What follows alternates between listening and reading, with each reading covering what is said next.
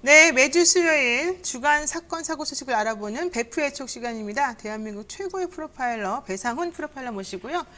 오늘 한번 정말 촉을 발휘해 보도록 하겠습니다. 자, 어서 오세요. 안녕하세요. 네. 배상훈입니다. 식사는 하고 나오세요? 이른 아침에? 못하고 오죠. 본인이 좀 일찍 일어나서 드시는 건 어때요? 귀찮았습니다. 힘들어요? 귀찮아요? 네. 좋습니다. 자, 어제 오후에 보도된 사건 하나 먼저 짚어보고 가겠습니다. 제주도에서 중학생 16살짜리라고 나오더라고요. 피살이 됐는데 1차 부검 결과가 사실 어제 나왔어요. 예.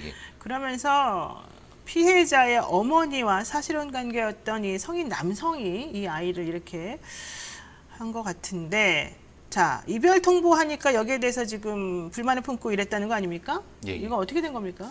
18일 날 발생했고 그 뒤에 뭐 검거는 금방 한 것 같습니다. CCTV가 분명히 있었고. 네네. 지금 이 사건의 피해자는 16세 아들인데 뭐 이 상황을 봤을 때 나오는 얘기가 이제 약간 처형형으로 된다라고 하는 것은 처형? 아마 이렇게 기자들이 그거를 이렇게 옮겼을 때 아마 제주청에 있는 범죄 분석하는 분들이 흘린 것 같은데, 네. 그러니까 이제 결박당한 저 변사체의 앞으로 결박과 뒤로 결박과 양성 결박 이게 의미가 다 다른데, 그리고 이제 경부압박 질식 같은 경우도 아마도 이것을 그렇게 표현할 때 이제 그 우리가 보는 생각하는 때 이제 이렇게 걸린 상태를 얘기하는 것 같습니다. 그래서 그거를 통틀어 갖고 처형형이라고 얘기를 한 것 같고, 그렇게 그 아이를 처형하는 방식으로 지금 살인을 저질렀다는 거죠. 예. 그 의미가 있는 거고, 그리고 그렇죠. 그러니까 그것은 지금 말씀하신 게 무슨 계획 범죄 이런 걸 뭐 싹 다 떠나서 그거는 애초부터 그런 방식으로 오랫동안 가학적 행위를 하고 반복해서 했을 것이고, 그러는 과정에서 이 사건이 발생했다고 하면 이건 단순한 우발적인 살인 혹은 뭐 이별 범죄의 그 수준을 훨씬 뛰어넘는 형태의 범죄라고 볼 수 있겠죠.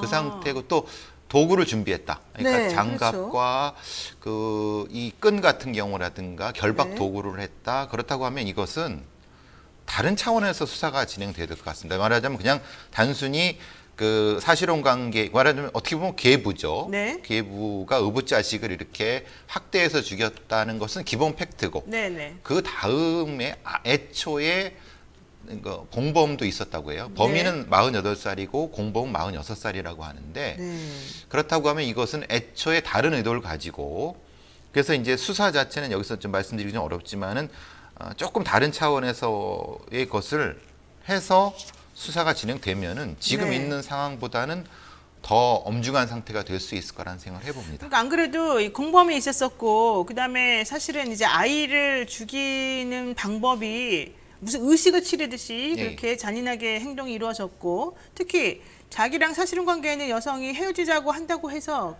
그 아이를 그렇게 한다는 것은 이해가 안 갔는데, 얘기 들어보니까는 평상시에도 그 아이를 그렇게 학대를 했다는 거예요. 그러면 묶어놓고 고통을 주고 그 뭐 여성 앞에서 그 아이를 묶어놓고, 그러니까 보고 괴로움을 느껴라, 이런 그러니까 방식일 가능성이 높죠. 그 여성에 대해서 응징하는 그런 방식으로 이 아이를 지금 이런 식으로 학대하고 응징이라는 표현보다는 고통을 주려고 학대, 그러니까 심리적 학대의 방법으로서 그랬을 가능성이 높을 것 같습니다. 지금 이 상태로 봐서는 그런 말씀하시는 게 왜 16살짜리 요즘 남자아이들이 힘도 있고 그런데 왜 도망을 못 갔을까라고 하는데, 자기 어머니가 있잖아요. 인질 상태잖아요. 그러니까 이 상태는 단순히 무슨 뭐 사실혼 관계에 있는 게 이게 아니라 이 범인들의 교묘한 심리 조작이 그러니까 아이가 못 도망가게 엄마를 이제 좀 뭐 인질 비슷하게 지금 해놓고서는 아이는 도망도 못 가게 만들어 놓고 계속 괴롭혔다, 이거예요? 그 가능성이 높은 겁니다. 아니 정말 너무 황당무계한데, 결국 이제 엄마도 신변 보호 요청을 그동안에 경찰에 했었다는 거예요. 근데 왜 이게 하나도 안 됐습니까? 지금 보니까 긴급 신고 위치 추적이 가능한 스마트워치, 이것도 원래 달라 그랬는데 재고가 없다고 해서 안 주기도 했고요. 애플워치 같은 거죠. 시계에서 누르면 위치가 되고 바로 신고가 되는 건데, 이 사건의 위험도를 경찰이 경시했다. 왜냐하면 피해자가 여성도 아니고 그러니까 여성 청소년이 아니고, 또 하나는 아예 아동도 아닌 16살짜리다. 그리고 이 상태가 충분히 도망 나올 수 있을 거라고 경찰이 판단할 수 있다. 그런데 아까 제가 말씀드린 것처럼 이런 범죄는 그루밍이라든가 서브오디네이트가 가능한 상태이기 때문에 그 판단을 현장 경찰들이 못하거나 아니면은 그런 매뉴얼 자체가 후순위로 밀린다. 그러니까 14대밖에 보유하기 없었다고 하는 것 자체도 문제지만 왜냐하면 제주 동부서가 굉장히 사건이 많습니다. 커요, 거기가. 네, 관할이. 크고 그 검색해 보시면 아시겠지만 제주 동부서에서 굉장히 사건이 많습니다. 그럼 이런 사건이 많이 발생하는 데에서 14대는 게 말도 안 되는 거예요. 그러니까 제주 동부서에 14대의 스마트워치가 있었는데 그게 지금 다 나가서 없어서 얘한테 못 주겠다. 경찰이 그랬다는 거예요. 변명일 수도 있고 실제 현실 두 가지가 다 존재할 수 있습니다. 그냥 순위가 밀렸을 수 있고 원래 14대라는 건 말도 안 되죠. 그렇게 큰데 이게 뭐 말도 안 되는 거고 그런 두 가지 형태의 이게 근본적으로 인프라 자체도 그리고 인식 자체가 너무 처참하죠. 사실은 이게 주거지 100m 이내 접근 금지 명령이 있어요. 근데 저희도 변호사로서 이거 해보지만 아무 소용이 없어요. 그렇죠. 솔직히 말하면 본인이 지키지 않는 이상은 100m 이상 들어오거나 말거나 이걸 맨날 경찰이 해결해 줄 수가 없거든요. 그렇죠. 그리고 아까 말한 CCTV 같은 것도 아까 안 말했죠. CCTV는 사실은 설치가 돼 있어도 그게 또 금방금방 지워지기도 하고 그걸 확인하기도 어렵고 확인할 수 있는 사람이 없죠. 네, 사람 자체도 없고 그걸 보고 있어야지 여기 무슨 사고가 벌어졌네 얘를 구하러 가야지 이러는데 그거를 그냥 설치만 되어 있고 그걸 관리를 안 한다는 뜻이잖아요. 그렇죠. 그래서 이제 대안으로서 스마트워치 아니면 이런 형태의 것이 이게 접근했을 경우 거리가 가까웠을 경우 강한 경보를 즉시 울리게 한다거나 이런 그러니까 스스로 자구를 할 수 있는 방식으로 바뀌어야 된다. 이거는 경찰서를 갔다가 경보가 울리는 건 아무 의미 없습니다. 근데 이거를 우리의 범죄 예방 당국이나 수당국이 아직 그런 생각 자체가 없습니다. 아니 근데 정말 저도 아들을 키우는 입장에서 너무 끔찍한데 이 또래예요 우리 아이도. 근데 정말 엄마들은 말도 안 되는 이 억장이 무너지는데 최수진님이 아들 학대가 엄마한테 더 고통이라는 걸 이용한 이런 범죄 정말 끔찍합니다. 이런 얘기 하셨고. 정확한 표현이십니다. 허니팔사님 인질에 학대 계획살인까지 도대체 신변보호 요청했다는 소리를 듣고 깜짝 놀랐습니다. 정말 경찰은 무슨 일을 하는 건지요. 그리고 또 정치는 포기 안 쳤으니 악마 같은 놈들 이렇게 얘기하시고. 어머 허니팔사님은 배 교수님 가는 데는 다 따라다녀요 이렇게 얘기하시네요. 자 경찰들이 배상원 교수님 이야기 반만 들어도 일을 똑바로 하지 않을까요? 이런 얘기도 주셨는데 이 사건의 근본적인 문제는 정확히 뭡니까 그러면? 그러니까 우리가 말하는 가정 폭력을 너무 경시한다. 그러니까 말하자면 그것을 너무 작은 단순한 폭력으로 생각한다.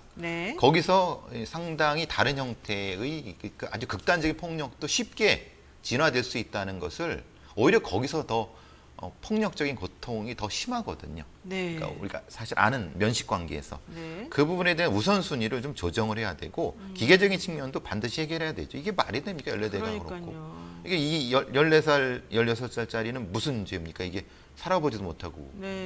참 안타깝습니다. 정말 너무 불쌍하고 너무 안타깝고 속상해요. 자, 어쨌든 이 얘기는 여기까지 하도록 하고요. 또 더 자세한 얘기는 구체적인 소식 들어온 대로 다시 한번 얘기 나누도록 하겠습니다. 자, 두 번째 이슈 한번 보는데요. 하나, 키움, NC 다이노스 소속 선수들 술자리 벌이면서 지금 난리가 났어요.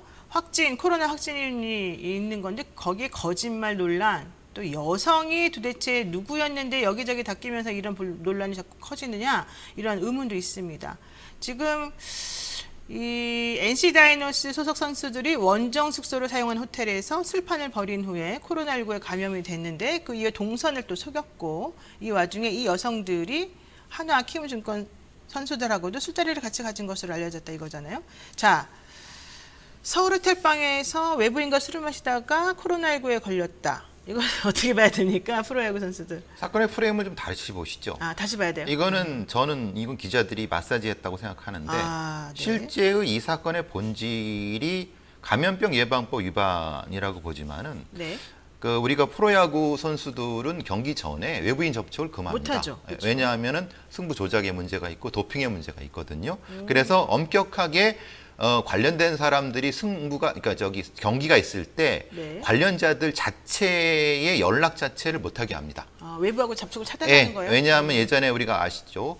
경기의 초반에 볼이 있고 볼넷이 있고 그러면 그게 다 걸립니다. 하나의 승부당 스포츠 토토 같은 걸 걸리면 그 하나의 공의 성질에 따라서 수십만 원, 수천만 원, 수십억까지 걸릴 수 있는 거기 때문에 네네네. 그건 우리가 다 아는 사실이고 경찰도 이미 파악하고 있는 상태인데 문제는 이 여성들이 28일, 29일 날 체크인을 했는데 이 호텔 자체는 이 선수단이 늘 묵는 데고 그래서 7월 5일 날은 사실 하나 키움이 먼저 들어왔고 네. 6일, 7일은 그 다음에 이 NC가 선수들이 들어온 거죠. 그러니까 이 여성들은 일주일 전부터 거기에 대기하고 기다리고 있었고요. 있었던 거예요. 기다리고 있었고요. 예. 그러고 무슨 뭐 전철 갈아타듯이 프로야구 선수들이 2명, 3명이 오고 또 오고 키움이 거기서 술판이라는 얘기를 하니까 이게 이 사람들 가지고 술을 먹었냐라고 하는 프레임이 바뀌어 버리는 겁니다. 사실은 저는 이 술판 문제는 아주 부차적인 문제라고 생각하고 네. 술이라고 해봤자 맥주, 치킨 이게 무슨 술판입니까? 그럼 어떤 게 중요한 거예요, 그러면? 중요한 거는 저는 3가지 정도로 네. 보는 거죠. 한 반은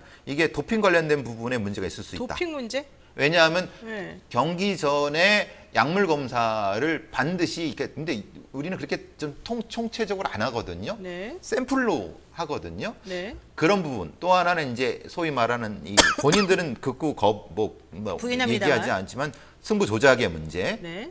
그리고 3번째는 뭐 본인들이 방지하는 게 성매매 이런 건 아니다. 절대 아니다. 그 3번째 문제. 그러니까 이 3가지인데 가능성은 셋 다 전 있다고 보거든요. 네. 왜냐하면 당연히 규정도 어겼고 네. 이건 감염병의 문제가 아니라 승부 조작 관련된 부분에서도 반드시 네. 이건 조사가 들어가야 되는데 네. 지금 어떤 언론에서도 이들이 이런 얘기가 있을 수 있다는 건 전혀 얘기하지 않고 잠깐만요. 있고요. 교수님 얘기는 이 여성들이 끼어있는 이 상황 자체가 사실은 도핑 테스트 문제가 발생할 수 있다. 약물이 조금 개입됐을 수 있다. 약물을 공급하는 브로커들이 그 여자들이 그런 관련된들은 이전부터 많이 나온 얘기입니다. 그리고 네. 또 하나는 뭐 성매매 가능성도 사실 있는 것이다. 근데 그거는 사실 가능성이 떨어집니다. 왜냐하면 그거는 뭐 인원수 문제도 있지만은 네. 그 공개된 장소였기 때문에 CCTV 찍고 있는 상태이기 때문에 가능성이 떨어지지만 어쨌든 수사는 돼야 되는 부분이고 수사돼야 되고 더 중요한 거는 승부 조작을 이 사람들이 중간에서 또 브로커처럼 했을 가능성이 있다. 왜냐하면은 스포츠 전문 기자 박동희 기자가 네네. 뉴스공장에서 하신 말씀이 어제 말씀하신 게 네. 이게 스포츠 용품을 이게 공급하려고 하는 일종의 브로커들이 그렇게 선전을 하는 경우도 있거든요. 그 여성들을 보내는 거예요? 예. 그래서 갖고 우리 용품 써달라고 이게 그런 경우는 이제 애교로 봐주는 그러니까 접촉 안 되는데 근데 이제 그건 아니라고 하시더라고요. 그건 아니래요? 아니래요. 그러면 뭐냐 그랬더니 대답 안 하시더라고요. 그러니까 말하자면 여러 가지 가능성에 대해서 충분히 경찰은 수사를 해야 된다. 이거는 단순히 감염병 예방 문제는 그러니까 지금이 코로나 시국이 아니었으면 이 사람들 걸릴 일도 없습니다. 그렇죠. 왜냐하면 그 호텔에 나왔던 다른 사람이 확진이 됐고 네. 그 확진을 추적하다가 보니까 이 여성들이 걸렸고 이 여성들을 하다 보니까 이 선수들이 걸린 거예요. 이 선수들은 한마디도 안 했어요. 네. 처음 아예 없었다고 하고 NC 구단이나 KBO에서도 다 숨겼고 네. 근데 나중에 이 여성들이 실토를 하니까 CCTV 나오니까 선수들이 실토를 한 거죠. 네. 그럼 이 선수들은 본인들이 거기서 뭘 했는지 5시간 아니죠. 6시간 동안 치킨 2마리 시켜놓고 맥주 깨내고 여자들이랑 쎄쎄쎄 노는 것도 아니고 뭘 했는지 얘기를 해야 되는 거예요. 성인 남자들이 앉아가지고 6시간 동안 도대체 뭘 했냐. 예. 그것도 세 팀의 프로야구 선수들이 번갈아 가면서 3일 동안 들어왔어요. 그러네요. 지금 하나 이글스, 그다음에 키움 히어로즈, NC 다이노스. 그다음에 이 세 팀이 돌아다니면서 사실 한 거네요. 돌아 나온 거죠. 그리고 키움과 하나는 교차했다고 해요. 교차까지. 예, 그러니까 왔다가 다시 갔다가 여성이 들어왔다가 그러니까 그 키움이 들어왔다가 그럼 도대체 이 사람들이 거기서 뭘 했느냐? 그러니까 얘기되는 건 그런 거예요. 선배, 이 공통적으로 아는 선배들이 초청을 했다. 이 얘기는 네. 본인들이 얘기한 게 그거예요. 그렇죠. 예. 그러면 그 선배가 도대체 누구냐? 그 선배라는 것은 말하자면 이 선수들의 공통적인 학교 선배들이냐? 아니면 프로야구의 어떤 선배냐? 보통의 이런 승부 조작이나 아니면 브로킹 같은 경우는 네. 전직 프로야구 선수들이 브로커로 하는 건 우리가 다 아는 사실입니다. 그렇죠. 그러니까 그 부분이 수사가 돼야 되는데 지금 감염병 예방법 정도로 다 끝나려고 하고 있어요. KBO도 그렇고 NC도 그렇고. 오히려 방역이나 감염병 예방법은 페인팅이군요. 우리 눈을 가리는. 그렇죠. 그건 기본이에요. 그건 당연히 이 사람들이 책임을 져야 되는 거예요. 근데 그거는 사실 아시다시피 네. 벌금 정도로 별거 아니에요. 이게 전체 형량으로 봐서는. 그렇죠. 그리고 약하죠.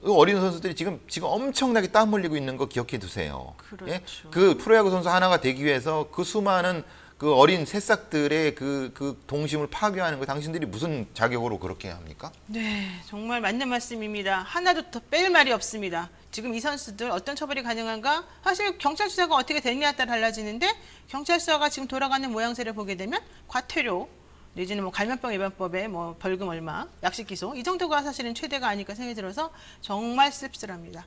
네, 자 어쨌든 이 술판을 벌이고 코로나 확진까지 되고 거짓말까지 한 이 프로야구 선수들 정말 실망입니다. 자, 세 번째 이슈 한번 얘기해보죠. 성폭행 친오빠랑 함께 산다. 나 좀 도와주세요. 이게 바로 이제 이 피해자의 간절한 청원이었어요. 배상훈 프로파일러와 함께하는 베프의 촉 세 번째 얘기해보겠습니다. 19세 여학생이 친오빠에게 성폭행을 당했지만 지금까지도 한 집에서 함께 살 수밖에 없다. 부모님들은 나를 도와주기는커녕 오빠만 살리려고 지금 하고 있다. 이렇게 지금 도움을 요청하고 나온 상황입니다. 초등학생 시절부터 친오빠가 성폭행한 사실이 있었다는 건데요. 청와대 국민청원 게시판에 이제 글을 올렸지 않습니까? 자, 이거 사건은 어떻게 된 겁니까? 실제로는 이 사건은 이제 경찰 수사가 들어가 기소가 됐고 네, 상황입니다. 그렇죠. 근데 문제는 이제 어릴 적부터 이게 친오빠, 친남매 상태라고 합니다. 근데 이제 그 부부가 맞벌이를 하기 때문에 둘만 있을 집에 있는 시간이 많았다. 그런데 보통 우리가 이런 데는 굉장히 좋은 얘기로는 오빠가 잘 돌봐줬다 이런 것이 아니라 이 오빠라는 사람이 이 여동생을 처음엔 추행, 그 뒤에는 강간까지 했다고 얘기를 해요. 그게 지속됐고, 네. 그래서 이제 본인이 어쩔 수 없이 친오빠를 고소를 하게 됐고 조사받아서 재판되는데 문제는 이분이 이제 그렇다면 사실 여기서 다른 데로 나가야 되잖아요. 왜냐하면 분리시키는 게 분리시켜야 돼 기본이거든요. 기본인데 문제는 우리나라의 그런 장기 분리시설이 그렇게 마땅치가 않습니다. 단기 분리시설은 많이 있습니다. 한 달 뭐 이렇게. 예, 근데 단기 분리시설은 거기서 적응하기도 힘들고 본인의 신승분이 노출되고 그러기 때문에 장기 분리시설이 필요한데 장기 분리시설이 없기 때문에 다시 돌아왔고 또 그 아버지가 하는 말이 돌아오는 조건으로서 여러 가지 그 조건을 걸었나 봅니다. 그러니까 말하자면은 오빠를 살리기 위해서 이게 피해자인 여동생을 폭행도 하고 협박도 하고 여러 가지 상황 때문에 부모님의 태도가 그랬다는 거죠? 네, 실제로 뭐 폭행도 했고 네. 그리고 압박도 했고 정신병원 관련된 부분도 있고 그러니까 도대체 이 가족은 도대체 어떤 가족인지가 이 피해자는 그것 때문에 어떻게 해야 되느냐 도와달라라고 해갖고 지금 여성가족부에서는 본인들이 좀 나서보겠다까지가 된 얘기입니다. 아니 저는 근데 이해가 안 가는 게 이제 피해자가 결국엔 친족 성폭행이에요. 이게 성폭행 특례법에 그렇죠. 의하면 그럼 이거 되게 형이 센 건데 특히 이렇게 한 가정 내에서 가해자로부터 계속해서 공격을 오랫동안 받아왔다면 이런 범법 행위를 오랫동안 당해왔다면 당연히 이 사람에 대해서 구속영장 청구해가지고 수감이라도 시켜야죠. 뭐 자연스럽게 분리가 안 되는 상황이라고 한다면. 근데 왜 이 사건에 대해서는 경찰이 아니죠. 이제 검찰이 그 당시에는 했겠죠. 구속영장 청구도 안 했고 구속도 안 됐는지. 그래서 왜 현재는 지금 이 오빠하고 동생이 지금 같은 집에 살면서 여동생이 이런 말까지 지금 하게끔 만들었는지 그 상황도 저는 사실 이해가 안 가거든요. 저도 이해가 안 됩니다. 그러니까 말하자면 이 경우를 조사했던 경찰이나 네. 또는 기소했던 검찰은 이 상황이 일반적이라고 생각하는지. 그러니까 이거 불구속 기소 지금 한 거잖아요. 그렇죠. 네. 구속이 안 된 상태예요. 그러니까 가해자랑 피해자가 그 집에 같이 있는 거예요. 네네. 계속 보고 있는 거예요. 네. 그러니까 이 피해자가 오히려 단기 쉼터로 나갔다 들어왔다 왔다 갔다 피해자가 왔다 갔다 해요? 그런 피해자가? 형태가 되는 거고 그리고 꼭 이게 좀 비참한 건 그런 거죠. 네. 가해자는 로펌까지 써서 뭐 우리 이제 변호사님 계시지만 네. 비싼 로펌을 써갖고 준비 중이고 피해자는 돈이 없어갖고 변호사를 못 사갖고 국선 변호인으로 홀로 재판 준비 중이에요. 피해자를 위한 국선 변호사 제도 그거만 제도가 이용하는 때문에 거죠? 물론 국선 변호사님도 열심히 하시지만은 네네. 균형이 안 맞잖아요. 그렇죠. 그리고 이 부모들은 결국은 피해자는 버리는 거고 자기 아들만 지금 살리는 이렇게 거 생긴 아니에요? 거죠. 그러니까 저는 그럼 이런 상황이라고 하면 분명히 구속 정도의 재판이 돼야 되는데 그럼요. 네. 근데 그게 안 되는 건 전 이 상황 자체가 너무 이해가 안 되는 거예요. 저는 정말 이해가 안 가요. 지금 현재 서울서부지법에서 이 사건이 재판이 진행 중입니다. 근데 가장 이해가 안 되는 부분은 제가 좀 전에 말씀드린 것처럼 우리 교수님이나 나나 이게 왜 구속 기소가 안 되고 불구속 기소가 됐냐 이게 첫 번째고 두 번째로는 그 부모들의 태도라는 거죠. 부모님이 처음에 이제 알았는지 언제 알았는지 정확히 모르겠지만 알고 나면은 당연히 저라면은 완전히 분리시켜가지고 제가 정말 이 피해자 편에 서서 응징을 할 것 같아요, 이 아들을. 근데 그렇게 하지 않고 오히려 피해자를 꾸짖어. 그리고 피해자를 협박해요. 너 때문에 오빠 인생이 망가지면 되겠느냐 이러고 협박하고, 그리고 그냥 내가 이 오빠를 잘 돌볼 테니까 밖에 못 나가서 이렇게 분리시키지 않도록 해주세요라고 법원에 또 얘기를 해가지고 지금 사실은 그렇죠. 오빠랑 같이 살게 만든 거잖아요. 이렇게 된 거는 그 부모의 일종의 뭐 탄원이라고 해야 될까요? 네네, 그것 그렇죠. 때문에 이렇게 된 보증 거죠. 때문에 그렇게 된 거죠. 근데 왜 이 부모의 도대체가 심리 상태는 정확히 뭐고 왜 이러는 겁니까? 그러니까 본인의 실패를 인정하지 않으려고 하는 것이 가장 크고요. 실패를 인정하지 않는다? 왜냐하면 결국은 어쨌든 자기 새끼들이지 않습니까? 그렇기 때문에 네. 그 부분이 가장 크고, 이런 친족성 폭행 같은 경우에 피해자들은 보통 입을 닫게 되는 경우가 가장 많습니다. 그렇죠. 그리고 가장 그것에 주도적인 역할을 하는 사람이 아버지 같지만 어머니가 제일 많습니다. 어머니가 맞아요. 네. 예. 어머니 그리고 언니. 그리고 이런 사람들이 특히 피해자들의 입막음이라든가 아니면 심리적인 압박의 도구로서 사용되는 경우가 많죠. 엄마가 왜 그래요, 근데? 자기랑 같은 상황인데. 그러니까 딸이. 같은 성이고 같은 네. 피해자의 입장이라고 생각하지만 실제로는 이제 반대인 경우죠. 가해자의 이입을 하게 됩니다. 엄마가? 가해자의 시각으로 보게 됩니다. 엄마가요? 예, 그렇죠. 왜 그래요? 대부분의 경우는 가해자의 시각으로 봐갖고, 네네. 왜냐하면 본인의 입장에선 가정을 지켜야 된다는 거고, 그 가정이라고 하는 것은 이 아이의 가정이 아니라 자기의 가정인 거죠. 아이는 생각하지 않고 내 중심적으로. 그렇죠. 내 가정을 지키는 게 되는 중심적으로? 거죠. 그거를 계속 혼동하게 되는 겁니다. 네. 그래서 보통 이런 친족성 폭력 같은 경우는 반드시 외부의 공권력이 사용돼 갖고 강제로 뜯어놔야 상태에서 시작을 해야 되는 거고, 네. 당연히 미국 같은 경우는 아시다시피 아동복지국 같은 데서 사법권을 동원해서 본인, 그렇죠. 그러니까 피해자 본인이 거부해도 떼어내버립니다. 맞아요. 네. 근데 우리는 기본적으로 원가정 보호라든가 가족 중심이 되기 때문에 그들의 가장 혹은 부모의 어떤 말이 가장 먼저 선정이 돼 갖고 법원에서도 그거 중심돼서 지금 이런 형태가 됩니다. 보통의 경우는 이런 피해자들은 이런 일이 겪은 이후에 자살을 한다거나 아니면은 정신병원에 간다거나 아니면 그 뒤에 다양한 트라우마를 겪고 인생이 그렇죠. 좌절되는 경우가 가장 많고요. 정상적으로 생활하기가 어렵겠죠. 이 가해자 오빠 같은 경우도 마찬가지입니다. 이런 경우에 가해 경험은 나중에 똑같은 가해 경험으로 반복돼서 가정폭력이라든가 가해자가 된다든가 이런 이 자체를 지금 해결하지 않으면 이 가족 자체가 일종의 그냥 붕괴가 되는 거죠. 정말 저는 미안한 말이지만 사형시켜야 된다고 생각하는데 사실 사형 반대론자들도 많으시겠습니다만은 정말 제대로 된 처벌도 이루어져야 되고 재판 과정도 공정해야 되고 특히 이 아이에 대한 보호가 우선돼야 될 것 같은데 지금 여기 이 지점에서 또 화가 나는 대상이 있어요. 여성가족부나 여성 단체들 다 이제 지원받아서 사실은 이제 이런 활동, 이런 분들 도와주려고 있는 단체 아니겠습니까? 이분들은 지금 어떻게 활동하고 있습니까? 특히 여성가족부는 정확히 지금 뭘 하고 있습니까? 이 사건 관련해서. 여성가족부 같은 경우는 실행력이 없죠.